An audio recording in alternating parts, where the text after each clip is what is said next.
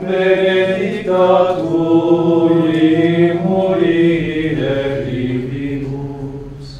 et benedictus fructus ventris tui, Iesus. Havre de paix et de spiritualité, le sanctuaire de l'Averna est situé sur les monts de la Toscane. Ce lieu est surtout connu pour avoir accueilli saint François d'Assise en 1224. L'atmosphère silencieuse invite les visiteurs à une pause méditative loin du tumulte du monde moderne. Les sentiers, à travers une nature préservée, mènent aux différentes chapelles qui jalonnent le sanctuaire. L'architecture se fond harmonieusement dans le paysage, offrant ainsi un panorama saisissant sur la vallée de Casentino. Chaque pierre, chaque arbre semble murmurer des récits anciens. Le sanctuaire de l'Averna est un voyage intérieur où le temps semble suspendu entre ciel et terre. L'Averna nasce come eremo. Francesco cercava luoghi isolati perché era sempre un uomo molto apostolico, però aveva bisogno di stare in intimità con il Signore nella preghiera. L'Averna offriva questa possibilità perché era un monte isolato dove era così abitato soltanto da briganti, che proprio perché era un luogo irraggiungibile era adatto a loro. Certi luoghi sono adatti sempre ai briganti e ai santi e Francesco ha trovato qui un posto in questo modo.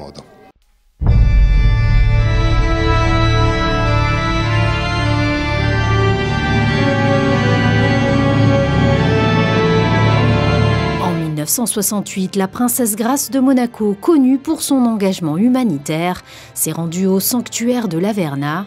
Cette visite intime reflétait son profond attachement à la nature et à la contemplation. Le frère Nasini, seul témoin privilégié de cette rencontre, a eu l'honneur de recevoir non seulement la princesse Grace, mais aussi la princesse Caroline.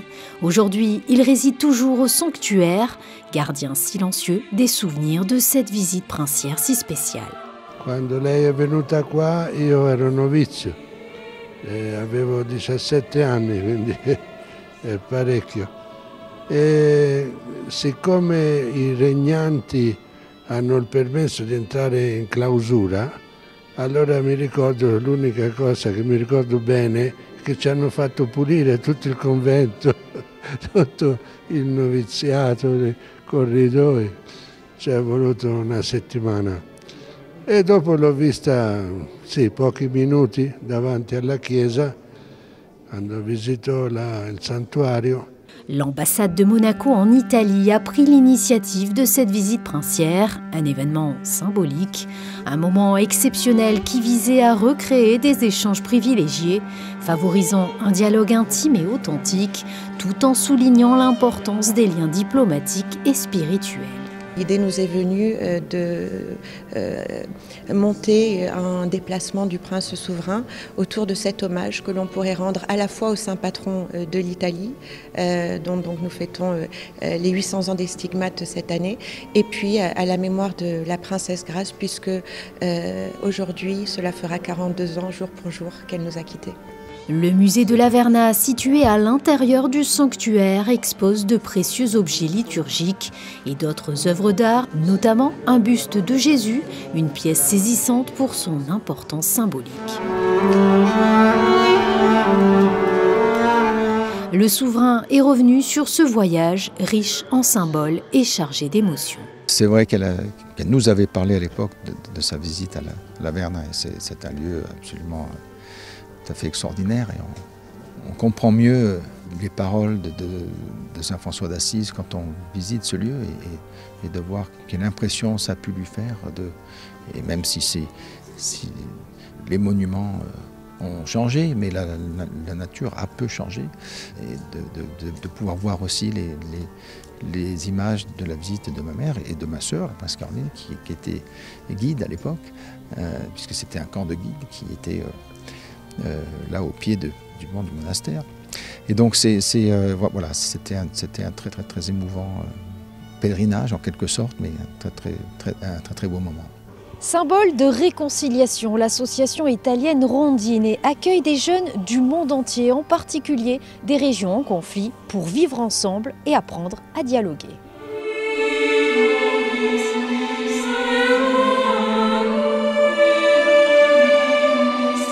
Fondé sur les ruines d'un ancien village, cet espace est devenu une mosaïque de culture où jeunes et moins jeunes de toute origine se rassemblent pour construire un avenir de paix.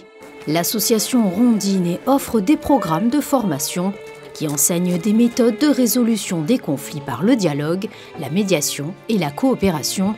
Elle vise à briser les préjugés et à construire des ponts entre des groupes traditionnellement opposés. Ma noi siamo molto impegnati sui due teatri di guerra in questo momento, quindi Ucraina e Russia, e nello stesso tempo il Medio Oriente.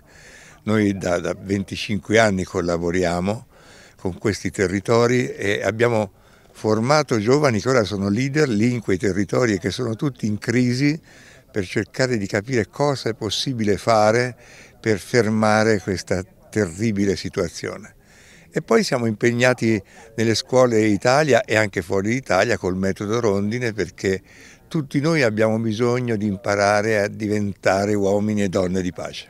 Marqué par un passé difficile dans un pays en proie au conflit, Georges a choisi de transformer sa douleur en force. À Rondine, il a trouvé l'espace et les outils afin de façonner un meilleur avenir.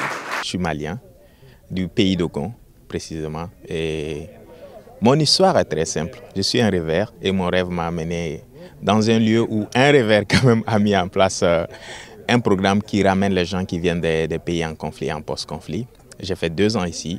Ensuite, je suis reparti au Mali pour mettre en place un projet social qu'on appelle Educ for Peace, qui vise à aider c'est-à-dire les enfants déplacés à repartir à l'école.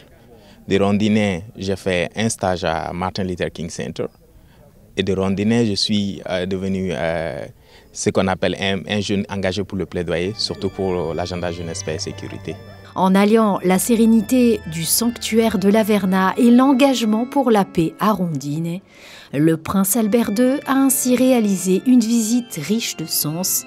Ce voyage placé sous le signe du recueillement et du dialogue reflète son engagement profond pour la préservation de son héritage familial et pour la construction d'un monde plus solidaire.